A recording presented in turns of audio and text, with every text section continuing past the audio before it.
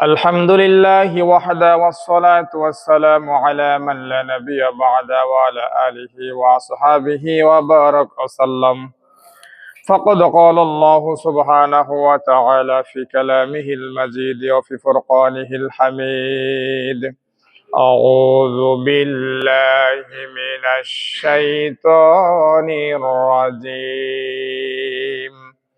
بسم الله الرحمن الرحيم. يا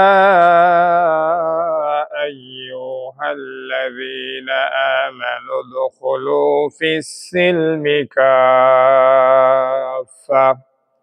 ولا تتبعوا خطوات الشيطان إنه لكم عدو مبين.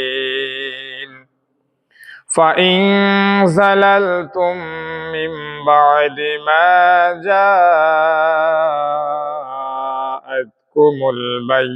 البينات।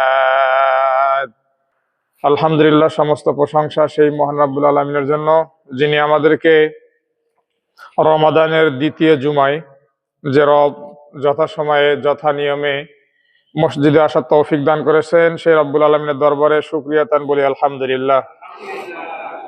সেই সাথে লক্ষ কোটি দরুদ ও সালাম বর্ষিত হোক বিশ্ব মানবতার মুক্তির দিশারি দু জাহানের বাদশা নবী মুহাম্মদ রাসূলুল্লাহ সবাই পড়ি সাল্লাল্লাহু আলাইহি সাল্লাম। সেই নবীজির পবিত্র রওজা আকদাসে লক্ষ লক্ষ কোটি কোটি দরুদের হাদিয়া পাঠাই। সম্মানিত হাজিরিন, আপনাদের সম্মুখে সূরা বাকারার 208 এবং 9 নম্বর আয়াত তেলাওয়াত করেছি। আল্লাহ সুবহানাহু ওয়া তাআলা যদি তৌফিক দান করেন, এই আয়াতের আলোকে আরো দুই একটি আয়াতের আলোকে কথা বলার চেষ্টা করবো ইনশাআল্লাহ। আল্লাহ সুবহানাহু ওয়া তাআলা আমাদেরকে শোনার, ধৈর্য সহকারে শোনার এবং বলার তৌফিক দান করুক। সবাই বলি আমিন। আমরা আশেপাশে কেউ কথা বলবো না, সবাই মনোযোগ দিয়ে শোনার চেষ্টা করব। আল্লাহ সুবহানাহু ওয়া তাআলা সূরা বাকারার 208 এবং 9 নম্বর আয়াতের মধ্যে গুরুত্বপূর্ণ একটি বিষয়ে কথা বলেছেন। এই বিষয়টি বোঝা উচিত আমাদের। আমরা আয়াতটা অনেক শুনেছি, কিন্তু হয়তোবা এভাবে কখনো চিন্তা করেছি কিনা, এটা আমরা আমাদের দিলকে প্রশ্ন করব, মনকে প্রশ্ন করে আমরা আমাদের কাছ থেকে উত্তর নেওয়ার চেষ্টা করব। সম্মানিত হাজিরিন, আল্লাহ সুবহানাহু ওয়া তাআলা বলতেছেন, ইয়া আইয়ুহাল্লাযীনা আমানু, হে ঈমানদারগণ, উদখুলু ফিস সিলমি কাফা, তোমাদেরকে যে দ্বীন আমি দিয়েছি, ইন্নাদ-দীনা ইনদাল্লাহিল ইসলাম, এই ইসলাম ধর্মের ভিতরে পরিপূর্ণভাবে প্রবেশ করো। ওয়ালা তাত্তাবিউ খুতুওয়াতিশ শাইতান, এবং তোমরা শয়তানের পদাঙ্ক, শয়তানের পদ্ধতি, শয়তানের রাস্তা অনুসরণ করিও না। ইন্নাহু লাকুম আদুউম মুবিন, নিশ্চয় এই শয়তান তোমাদের প্রকাশ্য শত্রু। এরপর আল্লাহ বললেন, ফাইন জালালতুম, যদি তোমাদেরকে সেই শয়তান কি করে, পদচ্যুত ঘটায়। এই যে আল্লাহ আমাদেরকে সাবধান করে দিলেন, এই সাবধান করে দেওয়ার পরেও যদি আল্লাহ বলতেছেন, যদি সেই শয়তান তোমাদের পদস্খলন ঘটায় আল্লাহর রাস্তা থেকে তার রাস্তায় নিয়ে যাওয়ার জন্য, মিন বাদি মা জাআতকুমুল বায়িনাত, তোমাদের নিকটে সুস্পষ্ট বিধান কোরআন আসার পরেও, ফাআলামু, তোমরা জেনে রাখো, আল্লাহ আজিজুন হাকিম, নিশ্চয় আল্লাহ সুবহানাহু ওয়া তাআলা পরাক্রমশালী এবং সব থেকে বড় বিচারক। আল্লাহ সূরা 3 মধ্যে বলছে, সর্বশেষ আয়াতে, আলাইসাল্লাহু বিআহকামিল হাকিমিন, আমাদের কর্ম সম্পর্কে, আমাদের পৃথিবীতে আমরা যেভাবে দিনাতিপাত করছি, এই দিনাতিপাত সম্পর্কে, আমাদের পৃথিবীতে যে সময় আমরা কাটাচ্ছি আমাদের হায়াত থেকে, এই সময় সম্পর্কে আল্লাহ যে বিচার করবেন, আল্লাহ বলতেছেন এই বিষয়ে সব থেকে বেশি এবং উত্তম ফয়সালাকারী হচ্ছে স্বয়ং আল্লাহ সুবহানাহু ওয়া তাআলা। এটা হচ্ছে কোরআনের আয়াতের বাংলা অর্থ। আমরা এখন সামনে যাব একটু বোঝা পরামর্শের দিকে, একটু সবাই মনোযোগ হবেন। যদি আমি এইটাকে, ময়লা লাগতেছে, এই যে আপনাদের যে ডাইসটা আপনারা তৈরি করছেন, আমি যদি এইটাকে ধরে নিলাম কিছুক্ষণের জন্য যে এটা হচ্ছে ইসলাম, ইসলামের গণ্ডি, এইটা যদি ইসলামের গণ্ডি হয়, আল্লাহ বলছেন উদখুলু ফিস সিলমি কাফা, হে ঈমানদারগণ, তোমরা পরিপূর্ণভাবে ইসলামে প্রবেশ করো। তার মানে আমাদের ইসলামে প্রবেশ করার ক্ষেত্রে পরিপূর্ণতা আসে নাই, এটা আল্লাহ তাআলা জানেন। এই জন্য আল্লাহ বলছেন যে ইসলামে পরিপূর্ণভাবে প্রবেশ করো।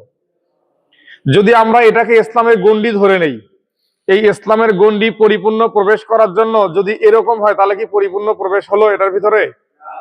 যদি এরকম হয়, এপাশ থেকে হয় না কিন্তু, বা যদি এরকমও হয় তাও কিন্তু পরিপূর্ণ হয় না। যদি সম্পূর্ণ ভিতরে এটাকে রাখা যায়, তখন কিন্তু এটা বিষয়টা আমরা পরিপূর্ণতা বলতে পারবো। যাক, এই সাক্ষী কিন্তু আপনারাই দিছেন, পরে আবার অস্বীকার করেন না। আল্লাহ বলছেন যে হে পৃথিবীর ইমানদার ব্যক্তিগণ, তোমরা ইসলামে পরিপূর্ণভাবে প্রবেশ করো, শয়তানের পদাঙ্ক অনুসরণ করিও না। তার মানে ইসলামের যে গণ্ডি, এই গণ্ডির বাহিরে যে গণ্ডি আছে, এরা সম্পূর্ণ কার গণ্ডি হবে? কথা বলেন। বুঝলে কথা বলবেন, না বুঝলে বলবেন বুঝি নাই, আমি চেষ্টা করবো বুঝে দেওয়ার। এই গণ্ডিটা কিন্তু শয়তানের গণ্ডি হবে, ঠিক কিনা? এটা যদি আমরা ইসলামের গণ্ডি ধরে নেই, এই গণ্ডির বাহিরে যেটা আছে তাহলে অবশ্যই সেটা শয়তানের গণ্ডি হবে। জায়গা তো পুরোটাই আল্লাহ সৃষ্টি করছেন, কিন্তু আল্লাহ কিছু জায়গাকে নিরাপদ করেছেন, কিছু জায়গাকে অনিরাপদ করেছেন। রাস্তাঘাটে চলার সময় দেখবেন বিশ্ব রোডে লেখা আছে ঝুঁকিপূর্ণ এলাকা, দেখছেন কিনা কখনো এরকম বিলবোর্ড? অ্যাক্সিডেন্ট প্রবণ এলাকা, মানে এই এলাকায় বেশি বেশি অ্যাক্সিডেন্ট হয়। সব জায়গায় কিন্তু অ্যাক্সিডেন্ট কম হয়, কিছু কিছু জায়গায় অ্যাক্সিডেন্ট বেশি হয়। কেন হয়, কি কারণে হয়, আমরা ওই ব্যাখ্যায় যাচ্ছি না। আমি উদাহরণ দিয়ে বোঝানোর জন্য চেষ্টা করতেছি। লেখা থাকে যে এটা একটা ঝুঁকিপূর্ণ এলাকা, সুতরাং ওই এলাকা কি সাবধানের সাথে আমাদেরকে পার হতে হবে। সুতরাং আল্লাহ বলতেছেন, এটা যদি আমরা উদাহরণ দেওয়ার জন্য বুঝে নিলাম, এই ডাইসটা যদি আমরা ইসলামের গণ্ডি ধরে নেই, তাহলে আমাদেরকে এই ডাইসে প্রবেশ করার জন্য পরিপূর্ণ প্রবেশ করতে হবে। একজন মানুষ মসজিদে আসছেন, মসজিদে আসার পরে সে বারান্দায় এক পা তুলে দিছেন, আর এক পা থেকে জুতা খোলে নাই, সে কি মসজিদে প্রবেশ করছে? করে নাই। একজন মানুষ বারান্দায় আসছে, আমরা বলি সে মসজিদের বারান্দায় আসছে, মসজিদের ভিতরে এখনো আসে নাই। একজন মানুষ মসজিদের ভিতরের গেট উপেক্ষা করে ভিতরে যখন চলে আসে, তখন বলি যে হ্যাঁ, লোকটা মসজিদের ভিতরে প্রবেশ করছেন। এই জিনিসটা বারবার রিপিট করতেছি, পরে গিয়ে একটা গুরুত্বপূর্ণ কথা আছে, এটা বোঝানোর জন্য। তাহলে আমরা এই মসজিদটাকে যদি আমরা ইসলামের ঘর হিসেবে ধরে নেই, মানে ইসলামিক জায়গা হিসেবে এটাকে ইসলাম ধরে নেই মসজিদটাকে, তাহলে এই মসজিদের ভিতরে সম্পূর্ণ প্রবেশ না করা পর্যন্ত আমরা কিন্তু বলতে পারবো না যে এই ব্যক্তিটা মসজিদের ভিতরে প্রবেশ করছেন। যদি তার শরীরের অর্ধেক বাইরে থাকে, অথবা কেবলমাত্র দরজায় আসছে, অথবা সে মসজিদের দিকে আসতে চাচ্ছে, না আসা পর্যন্ত আমরা কি কখনো বলতে পারবো? বলতে পারবো না। এখন দেখেন, আল্লাহ বলতেছেন, হে মুমিনগণ, তোমরা পরিপূর্ণ ইসলামে প্রবেশ করো। পরিপূর্ণ ইসলামে প্রবেশ, আমাদের জীবনে কি আমরা পরিপূর্ণ ইসলামে প্রবেশ করছি? আমরা ইসলামের বিধান, বুনিয়াল ইসলামু আলা খামসিন শাহাদাতু আন লা ইলাহা ইল্লাল্লাহ, যদি অনেককে বলা হয় যে কালিমায়ে শাহাদাত বলেন, অনেকের দাঁত ভেঙে যায়, কালিমায়ে শাহাদাত বলতে পারে না মুসলমান। যদি বলা হয় কালিমায়ে তৈয়বা বলেন, অনেক মুসলমানের দাঁত ভেঙে যায়, কালিমায়ে তৈয়বা শুদ্ধ করে বলতে পারি না, কিন্তু আমরা দাবি করি আমরা মুসলমান। এরপরে যদি এভাবে আমরা বলতে নাই পারি, আচ্ছা ধরে নিলাম আমি ওদিকে না যাই, আমি হাদিসের দিকে যাই। বুনিয়াল ইসলামু আলা খামসিন, ইসলামের ভিত্তি, ইসলামকে প্রতিষ্ঠিত করা হয়েছে বেসিক 5টা বিষয়ের উপরে। এটা বেসিক, এর বাইরেও আছে। আপনারা কিন্তু এই মসজিদটা তৈরি করে শুধু যে পিলার গুলো দিচ্ছেন, দেওয়ার পরে উপরে ছাদ দিয়ে রেখে দিচ্ছেন, পিলার গুলো হচ্ছে ভিত্তি, এটা হচ্ছে ভিত্তি। এরপরে আপনারা ছাদ দিচ্ছেন, দিয়ে কিন্তু রাখে দেন নাই, দেয়াল করছেন, এরপরে আপনার ভেন্টিলেশন করছেন, এরপরে জানালা করছেন, এরপরে দরজা করছেন, এরপরে আপনার হাওয়া বাতাস বের হওয়ার জন্য অনেক কিছু ডেকোরেশন কিন্তু করছেন। সুতরাং ইসলামকে 5টা বিষয়ের উপরে ভিত্তি দেওয়া হয়েছে, এর বাহিরেও ইসলামের ডেকোরেশন রয়েছে। তার মানে এই 5টা বিষয় শুধু ইসলাম নয়। বুনিয়াল ইসলামু আলা খামসিন শাহাদাতু আন লা ইলাহা ইল্লাল্লাহ ওয়া আন্না মুহাম্মাদুর রাসূলুল্লাহ, এই সাক্ষ্য দেওয়া যে আল্লাহ ছাড়া কোনো মাবুদ নাই, মুহাম্মদ সাল্লাল্লাহু আলাইহি সাল্লাম আল্লাহর বান্দা এবং রাসূল, গেল। ওয়া ইকামাতিস সালাত, নামাজ প্রতিষ্ঠা করা। কি বলছি, এটা ইসলামের ভিত্তি। কোন ঘরের ভিত্তি না থাকলে কি সেই ঘর হবে? আপনার এই মসজিদ করছেন, করার পরে আপনার ইঞ্জিনিয়ার বলছে যে মসজিদের সবগুলো পিলার করব, একটা পিলার করার দরকার নেই, মানবেন কেউ? কেউ কিন্তু মানবেন না। কারণ আপনারা জানেন যে সবগুলো পিলার যেরকম গুরুত্বপূর্ণ, সর্বশেষ পিলারটাও ঠিক অতটুকুই গুরুত্বপূর্ণ, ওটাও দিতে হবে। সুতরাং ইসলামের ভিত্তির মধ্যে তাহলে প্রথম 2টা বললাম, তৃতীয় হচ্ছে নামাজ প্রতিষ্ঠা করবে, ইকামাতিস সালাত ওয়া ইতাইজ যাকাত, যাকাত প্রদান করবে। ইনশাআল্লাহ সামনের জুমায় যাকাত নিয়ে আলোচনা করা হবে। যাকাত প্রতিষ্ঠা করবে, যাকাত প্রদান করবে, এরপরে বলছে অল হাজ, হজ পালন করবে যদি সামর্থ্য হয়। আল্লাহ কোরআনে বলছেন ওয়ালিল্লাহি আলান নাসি হিজ্জুল বাইতা মান ইসতাতা ইলাইহি সাবিলা, যারা হজে যাওয়ার সামর্থ্য রাখে, যারা হজে যাওয়ার পাথেও রাখে। পাথেও বলতে বোঝানো হয় আপনি হজ করতে যাবেন, আপনাকে পাসপোর্ট রেডি করতে হবে, ভিসা রেডি করতে হবে, এরপরে আপনাকে এই বাড়ি থেকে বের হয়ে আরো ইহরামের কাপড় থেকে শুরু করে যত কিছু লাগবে, এবং মক্কা শরীফে থাকবেন দীর্ঘ যতদিন সময় 40-45 দিন, এবং বাড়িতে আসবেন, এর মাঝে যত খরচ, এবং আপনার পরিবার এই সময় চলাকালীন, এমন না আপনি সবকিছু নিয়ে হজ করতে গেছেন, আপনার পরিবার না খেয়ে আছে, আপনার জন্য হজ ফরজ নয়। সুতরাং পরিবারের জন্য খাবারও আপনাকে রেখে যেতে হবে, যে 40-45 দিন সময় লাগবে। তাহলে এই সময় পর্যন্ত পাথেও রেখে আপনি হজ করতে যাবেন, ফিরে আসবেন, তাদের জন্য হজ ফরজ। এরপরে বলা হচ্ছে সাওম রমাদান, রমাদানের রোজা।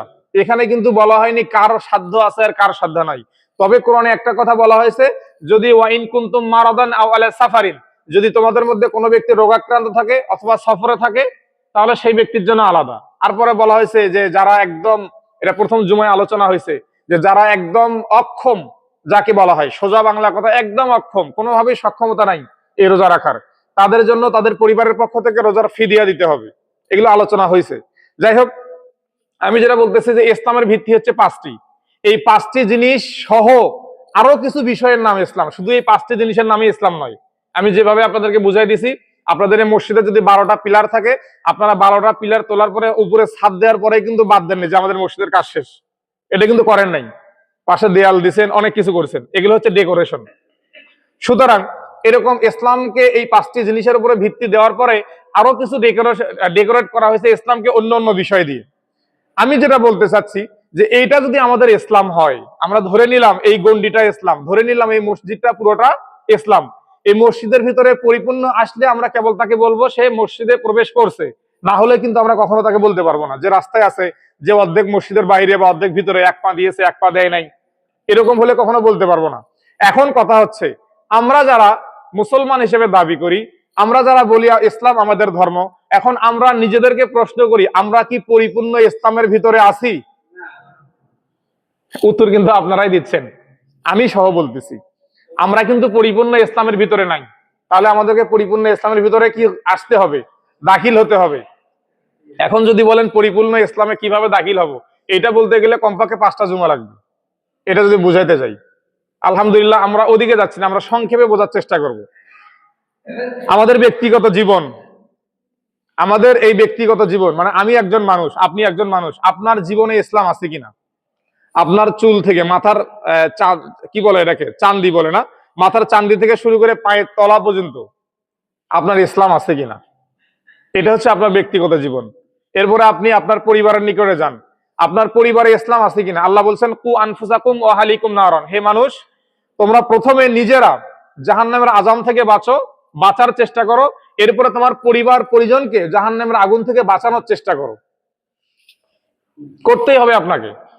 কু আনফুসাকুম, প্রথমে নিজে বাঁচো। নিজে যখন বাঁচার মনে করলেন যে হ্যাঁ আমার নিজে বাঁচার পদ্ধতি মোটামুটি হচ্ছে, এরপর আপনার পরিবারকে বাঁচানোর চেষ্টা আপনাকে করতে হবে। পরিবার বলতে আমরা সবাই বুঝি, সোজা বাংলা কথা, এখানে পরিবার বলতে আমরা সবাই বুঝি, এমন কেউ নাই যারা আমরা পরিবার বুঝি না।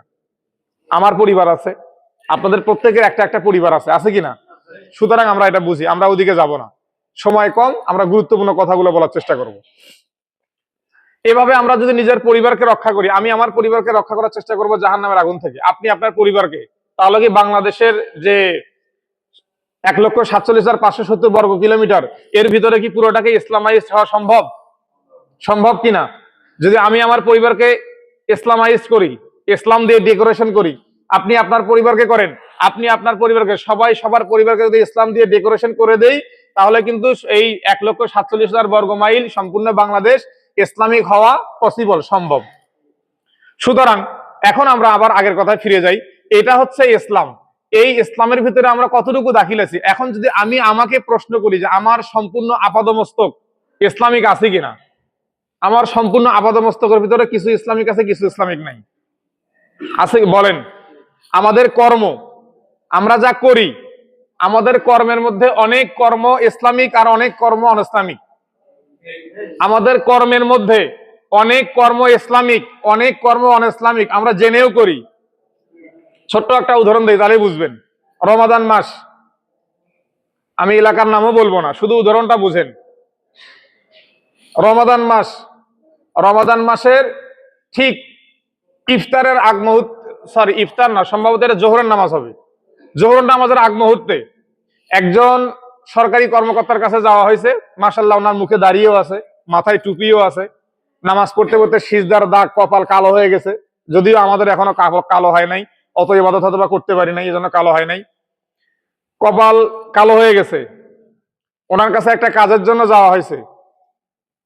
উনি বলছে কাজ তো আসলে এমনি এমনি হয় না, এগুলো কাজ করার জন্য কিছু খরচপাতি আছে, খরচপাতি দিতে হয়। উনি বলছে এই কাজের জন্য আমাকে খরচপাতি দিতে হবে। খরচপাতি কি? আচ্ছা ঠিক আছে, উনি একটা অ্যামাউন্ট বলছে, ধরেন না 10,000 টাকা বলছে। এখন যে ব্যক্তি কাজের জন্য গেছে উনি বলছে যে আসলে আমি এতগুলো টাকা দিতে পারবো না, আমি 5,000 দেবো। তো দুজনের মধ্যে দর কষাকষি হতে হতে ধরেন 8,000 টাকা ফিক্সড হয়ে গেছে। এখন উনি বলতেছেন যে একটু পরে তো জোহরের নামাজের জামাত হবে, রমাদান মাস, আমি টাকাটা হাতে ধরতে পারবো না, আমি ড্রয়ার খুলে দিলাম, ড্রয়ারের ভিতরে রেখে দেন। চরম সত্য কথা বলতেছি, রোজা থেকে। মানুষ তো আমরা অনেক মিথ্যা কথা বলি, তারপরেও রোজা থেকে মসজিদে দাঁড়িয়ে আল্লাহর নামে শপথ করে বলতেছি। উনি বলতেছে, এরকম অনেক ভিডিও আপনারা দেখবেন সোশ্যাল মিডিয়াতে। আমি একটা জায়গার কথা বলছি এবং সেটা খুব বেশি দূর না, আমাদের গাইবান্ধা জেলার মধ্যে। উনি বলছে যে ডয়ার খুলে দিচ্ছি, ডয়ারে রেখে দেন, এই রমজান মাসের রোজা থেকে আমি ঘুষের টাকা হাত দিয়ে ধরবো না। এ টাকা কে খাবে? এ টাকা কি আমি খাবো, আপনি খাবেন? এ টাকা তো ও খাবে, ওর পরিবার সহ।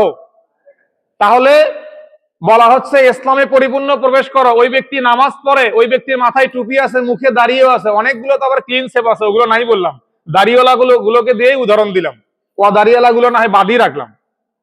যেগুলো দাঁড়িয়ে আছে, নামাজ পড়ে কপালে, এটা আবার শুনে মনে করেন না হুজুর এরাই এত নামাজ পড়ে এত কিছু করে, এরাই কিছু হলো না, তাহলে আমার নামাজ পড়া লাগবে।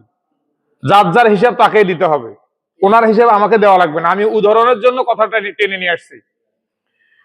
সুতরাং ওনার গায়ে সরকারি অফিসার তো পাঞ্জাবিটা পরে না, শার্ট পরছে, প্যান্ট আছে, মোটামুটি মাথায় টুপিও আছে, মুখে দাড়িও আছে।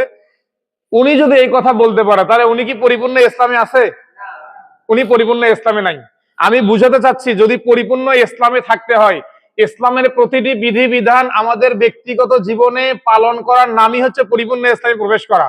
আমরা অনেকে মনে করছি হুজুর 5 বার মুয়াজ্জিন আজান দেয়, আমরা 5 বার মসজিদে নামাজ পড়তে যাই, সুতরাং আমি তো বিশাল বড় পাক্কা মুসলমান। আমার মতো আর পাকা মুসলমান নাই।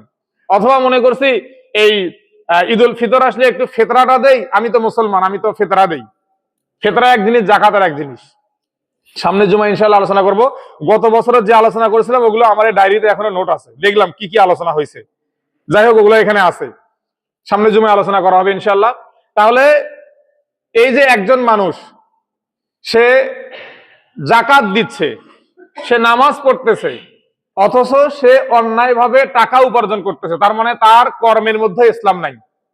একজন দোকানদার, সে মানুষকে যখন দিচ্ছে, বিশেষ করে ফল বিক্রেতা এটা করে। এই রমাদানের মধ্যে গোবিন্দগঞ্জ থেকে 2 দিন ফল বিক্রি করছি, আমি বাসে বাসে দিলাম, তারপরে ও কখন যে একটা পচা ফল দিচ্ছে আমি নিজেও দেখি নাই। বাসায় যাওয়ার পরে দেখি ফল একটা পচা। এই যে কাজটা করতেছেন, তাহলে ওনার কর্মের মধ্যে কি ইসলাম আছে? ইসলাম নাই, গেল। এরপরে এটা হচ্ছে আমাদের পারিবারিক জীবন, সামাজিক জীবন বললাম। অনুরূপভাবে রাষ্ট্রীয় জীবন। আপনারা মসজিদে ইমাম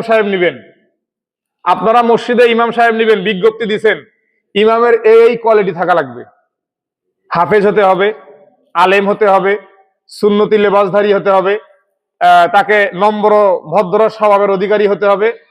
অনেকগুলো গুণ দেখছেন, দেখার পরে ইমাম সাহেব তারপরও কি করছেন, এগুলো তো গ্রামের মসজিদে এরকম কম, শহরের মসজিদে গেলে বুঝতে পারবেন যে এগুলো ইমাম নিয়োগগুলো কিভাবে হয়। আপনারা তো গ্রামে, আমরা গ্রামে ওই যে, যাই হোক অন্যভাবে নিয়েন না, গ্রামে হয়তো বা হাদিয়াটা দিয়ে কম, মানুষ কম পাওয়া যায়। শহরের মসজিদে তো অনেক হাদিয়া দেয়, ঠিক আছে, ওখানে মানুষের অভাব হয় না, ইমামের অভাব হয় না। যাই হোক, ওখানে করা হয়, সিডি জমা নেওয়া হয়, এরপরে তাদেরকে একদিন সরাসরি ডাকা হয়, ডেকে তাদের কাছ থেকে আবার অন্য অনেক জায়গা থেকে আলেম ভাড়া করে নিয়ে এসে, অথবা তাদের যদি মসজিদ কমিটিতে বা মসজিদের সভাপতি কোনো আলেম মানুষ হয়, তিনি আবার ভাইবা নেন, নেওয়ার পরে তাকে নিয়োগ দেওয়া হয় নির্দিষ্ট শর্তের ভিত্তিতে। সবকিছু চেক করে নির্দিষ্ট শর্তের ভিত্তিতে নিয়োগ দেওয়া হয়। যার পিছনে আমরা নামাজ পড়বো 5 ওয়াক্ত, অথবা শুধু জুমার নামাজ। কতক্ষণ সময় এখানে? 2 ঘন্টা, 12টা থেকে 2টা পর্যন্ত সর্বোচ্চ, তাই তো? এই 2 ঘন্টার জন্য আপনি একজন ইমাম নিবেন, যত বাছাই করলেন। আর 5 বছরের জন্য আপনি আপনার রাষ্ট্রের, আপনি আপনার সমাজের, আপনি আপনার এলাকার, আপনার আসনের ইমাম যাকে নিযুক্ত করলেন, তার এই সমস্ত গুণ আপনি দেখলেন না। আপনার ইসলাম নাই এখানে। আপনার এই কর্মের মধ্যে ইসলাম নাই। আপনার সমস্ত কর্মে ইসলাম আছে, এই কর্মে ইসলাম না থাকলে আপনি পরিপূর্ণ কিন্তু ইসলামে প্রবেশ করেন নাই। বারবার বলছি আগে, আপনারা কিন্তু আগে স্বীকৃতি দিচ্ছেন, এখন আবার আমার দোষ দিয়েন না। আপনার কর্ম, প্রত্যেকটা কর্মের মধ্যে যদি ইসলাম না থাকে, আপনি আপনার প্রতিনিধি বাছাই করবেন। এই প্রতিনিধি বাছাইয়ের জন্য আপনি ইমাম সাহেব নিবেন, 2 ঘন্টা তার পিছনে এখানে সময় দিবেন, 12টা থেকে 2টা পর্যন্ত। তার জন্য আপনি এত গুণাগুণ দেখলেন। আর যে ব্যক্তিকে আপনি 5 বছরের জন্য দায়িত্ব দিচ্ছেন, তার ভিতরে আপনি একটা গুণও দেখলেন না। জানেন হাজার হাজার অপকর্ম করে, তারপরেও তাকে আপনি ভোট দিলেন। আয়াত নিয়ে আমি কথা বলছি ওই সময়, ভোটের সময়, যে ব্যক্তি কোনো মানুষকে সুপারিশ করবে, সেই ব্যক্তি যদি সুপারিশ পেয়ে ভালো কাজ করে, ভালো কাজের সওয়াবও আপনাকে দেওয়া হবে। আলহামদুলিল্লাহ, এটা কিন্তু অনেক ভালো কাজ। এবং ওই ব্যক্তি যদি অন্যায় কোনো কাজ করে, এই অন্যায় কাজের প্রতিদান, অন্যায় কাজের যে প্রতিদান, এটাও আল্লাহ আপনাকে দিবেন। সম্মানিত হাজিরিন, এখন বুঝুন, আমাদের জীবনের প্রত্যেকটা লেভেলে আমাদেরকে ইসলাম থাকতে হবে। আপনি যদি শুধু মনে করেন আমি 5 ওয়াক্ত নামাজ পড়ি, আমি হজও করেছি, আমি যাকাতও দেই, এরপরে আপনি রমাদানের রোজাও করি, 5টা ইসলামের বিধান, এগুলোকে আমি সবই মানেন, ইসলামের বুনিয়ান ইসলাম ওয়ালা খামসিন বলছি তো 5টা, এই 5টা সব মানেন। এই 5টার বাইরেও যে আরো ডেকোরেশন আছে, আমি আগেই বলছি, এই 5টাই ইসলাম নয়। এই 5টা ইসলামের মূল ভিত্তি, ইসলাম যার উপরে খাড়া হয়ে আছে, এর বাইরেও ডেকোরেশন আছে। এই ডেকোরেশন গুলো যদি আপনার না থাকে, আপনার এই মসজিদের পুরোটা মনে করেন বাউন্ডারি ঘেরা আছে, এক সাইড ভেঙে রাখছেন, ভালো দেখা যাবে? মনে হবে যে কবে টাকা হয়, কবে এই সাইডটা পূরণ করে দেই। ঠিক অনুরূপ ভাবে এই ইসলামের 5টা বস্তুকে, 5টা ভিত্তিকে আপনি যখন মানবেন, মানার পরে ইসলামের যে আদার্স ডেকোরেশন আছে, এই ডেকোরেশন গুলো সম্পূর্ণ আমাদের ভিতরে না আসা পর্যন্ত আমরা পরিপূর্ণ ইসলামে প্রবেশকারী হলাম না। আর যদি না হয়, আল্লাহ বলছেন ওয়ালা তাত্তাবিউ খুতুওয়াতিশ শাইতান, এই ইসলামের যে বাউন্ডারি, এই বাউন্ডারির বাহিরে যারা থাকবে, এই বাউন্ডারির ভিতরে সম্পূর্ণ যারা আসবে না, এর বাউন্ডারির বাহিরে যারা থাকবে, যদি আমি সম্পূর্ণ আসি, এতটুকু আমার বাহিরে থাকে। খেয়াল করবেন, আমি সম্পূর্ণ ইসলামে প্রবেশ করছি, আমার হাত বাইরে আছে। আমি সম্পূর্ণ ইসলামে প্রবেশ করছি, আমার হাতের কোনই পর্যন্ত এতটুকু অংশ বাইরে আছে। তাহলে আমার পুরো বডি ইসলামের ভিতরে আছে, আর যতটুকু অংশ বাইরে, এটা শয়তানের কাছে আছে, এটা শয়তানের অনুসরণ করতেছে। আমার শরীরের সম্পূর্ণ বডি, আমি পুরো ইসলামে প্রবেশ করছি, আমার একটা হাত প্রবেশ করে নাই, আমি পুরো ইসলামে প্রবেশ করছি। আমার একটা পা প্রবেশ করে নাই, আমি পুরো ইসলামে প্রবেশ করছি। আমার একটা কেনি আঙ্গুল প্রবেশ করে নাই। তাহলে আমার যা প্রবেশ করলো না ইসলামের সম্পূর্ণ অংশের মধ্যে, ওইটা থাকলো শয়তানের পদাঙ্কর মধ্যে। আল্লাহ বলছেন লা তাত্তাবিউ খুতুওয়াতিশ শাইতান, তোমরা শয়তানের পদাঙ্ক অনুসরণ করো না। ইন্নাহু লাকুম আদুউম মুবিন, নিশ্চয়ই এই শয়তান তোমাদের প্রকাশ্য শত্রু। ফাইন জালালতুম, তোমাদেরকে যদি শয়তান পদস্খলন ঘটায়, মিন বাদি মা জাআতকুমুল বাইয়িনাত, তোমাদের নিকটে সুস্পষ্ট কোরআন আসার পরেও, আল্লাহ বলতেছেন যে এই বাইয়িনাত, সুস্পষ্ট প্রমাণ তথা কোরআন, এই কোরআন আসার পরেও তোমাদেরকে শয়তান যদি তোমাদের পদস্খলন ঘটায়, তোমাদেরকে যদি দ্বীনের পথ থেকে অন্যদিকে নিয়ে যায়, তাহলে কি হবে? ফাআলামু, তোমরা জেনে রাখো, ইন্নাল্লাহা আজিজুন হাকিম, নিশ্চয়ই আল্লাহ সুবহানাহু ওয়া তাআলা পরাক্রমশালী, যিনি কারো পরোয়া করেন না, হাকিম, সর্বোচ্চ বিচারক। ব্যাস, আপনাদের দিলের কাছে এতটুকু প্রশ্ন রাখলাম, আর বেশি কিছু বলার নাই। এই যে রমাদান মাস যাচ্ছে, আপনাদের মসজিদ 5 ওয়াক্ত নামাজ ধরলাম, এক একজন এক এক জায়গায় থাকেন, সেখানে নামাজ পড়বেন। তারাবির নামাজটা তো অন্তত মসজিদে এসে পড়া যায়। এরপরে এই মসজিদে আসার পর থেকে বলা হচ্ছে যে আজকে যে যতটুকু আলোচনা করছি, এই আলোচনা যে মানুষগুলো এখন আছেন, এর অর্ধেক মানুষ আলোচনার অর্ধেক শুনছেন আর অর্ধেক শুনেন নাই। এটাও ঠিক ওই ইসলামে প্রবেশের মধ্যে, অর্ধেক ইসলামের ভিতরে আছে আর অর্ধেক নাই। আমাদের স্বভাবই হয়ে গেছে এরকম যে আমরা অর্ধেক প্রবেশ করি আর অর্ধেক বাইরে থাকি। আমরা আল্লাহকেও ভালো লাগে, শয়তানকেও ভালো লাগে, আমরা কাউকে বেজার করতে চাচ্ছি না। এটা হচ্ছে আমাদের আচার আচরণ। যদি এই আচার আচরণ হয়, আল্লাহ বলছেন ওয়াকাল আল্লাযীনা কাফারু লা তাসমাউ লিহাযাল কুরআন ওয়ালগাউ ফীহি লাআল্লাকুম তাগলিবুন, কাফের যারা, তারা মুসলমানকে বলে, তারা বলে তাদের সঙ্গপাঙ্গদেরকে, এই তোমরা কোরআন শুনতে যাইও না, কোরআন এমন একটা কিতাব, এটা শুনতে গেলেই দেখবে তোমাদের উপরে প্রভাব বিস্তার করে, তোমরাও তাদের পক্ষে হয়ে যাবে। এটা কাফেররা বলতো। এই আয়াতের শেষে আবার আল্লাহ কি বলছেন? এই কাফেররা আবার কি বলবে? রব্বানা আরিনাল্লাযীনা আদাল্লানা মিনাল জিন্নি ওয়াল ইনস নাজআলহুম তাহতা আকদামিনা লিয়াকুনা মিনাল আসফালিন। এই যে ইসলামের পরিপূর্ণ গণ্ডির ভিতরে আমরা যারা থাকলাম না, যারা শয়তানের পদাঙ্ক অনুসরণ করলাম, তাদের সম্পর্কে বলা হচ্ছে এই সমস্ত ব্যক্তিদেরকে আল্লাহ সুবহানাহু ওয়া তাআলা সরাসরি আল্লাহর অনুসরণ, পরিপূর্ণভাবে আল্লাহর অনুসরণ না করে কিছু অনুসরণ আল্লাহকে করলাম, কিছু অনুসরণ শয়তানকে করলাম, কিছু অনুসরণ আল্লাহকে করলাম, কিছু অনুসরণ শয়তানের অনুসারীদেরকে করলাম, কিছু অনুসরণ আল্লাহকে করলাম, কিছু অনুসরণ মানুষের ব্যক্তিগত আইনকে করলাম। এটা করার কারণে কি হবে? তাদের কিছু অংশ শরীর কোথায় থাকলো? জান্নাত, মানে আপনার আল্লাহর পক্ষে, আর কিছু অংশ থাকলো শয়তানের পক্ষে। সুতরাং যারা আল্লাহ বলছেন পরিপূর্ণ আল্লাহর পক্ষে থাকতে হবে, পরিপূর্ণ ইসলামের পক্ষে থাকতে হবে, এই পরিপূর্ণ ইসলামের পক্ষে যারা থাকতে পারবেন না, তাদের জন্য আল্লাহ সুবহানাহু ওয়া তাআলা জাহান্নাম লিপিবদ্ধ করে রেখেছেন। এবং জাহান্নামে যখন তাদেরকে দেওয়া হবে, তখন তারা বলবে, জাহান্নামে যখন দেওয়া হবে যে হে আমাদের প্রতিপালক, তুমি আজকে আমাদেরকে জাহান্নাম দিয়েছো, ভালো কথা, আমরা মেনে নিয়েছি। তবে পৃথিবীতে যে সমস্ত মানুষ আমাদেরকে জাহান্নামে যাওয়ার জন্য অগ্রগামী ভূমিকা পালন করছে, যাদের কথায় আমরা তোমার পথে, তোমার মতে, দ্বীনের পথে চলি নাই, ওই সমস্ত ব্যক্তিগুলোকে আজকে জাহান্নামের দরজায় শুয়ে দাও, তাদের বুকের উপরে পা দিয়ে আমরা জাহান্নামে যাব। আল্লাহ সুবহানাহু ওয়া তাআলা আমাদের সবাইকে পরিপূর্ণভাবে আমাদের পারিবারিক ভাবে, ব্যক্তিগত জীবনে, পারিবারিক জীবনে, সামাজিক জীবনে, রাজনৈতিক জীবনে, রাষ্ট্রীয় জীবনে, প্রত্যেকটা জীবনের প্রত্যেকটা সেক্টরে আল্লাহ সুবহানাহু ওয়া তাআলা আমাদেরকে পরিপূর্ণভাবে ইসলামের ভিতরে দাখিল হওয়ার তৌফিক দান করুক।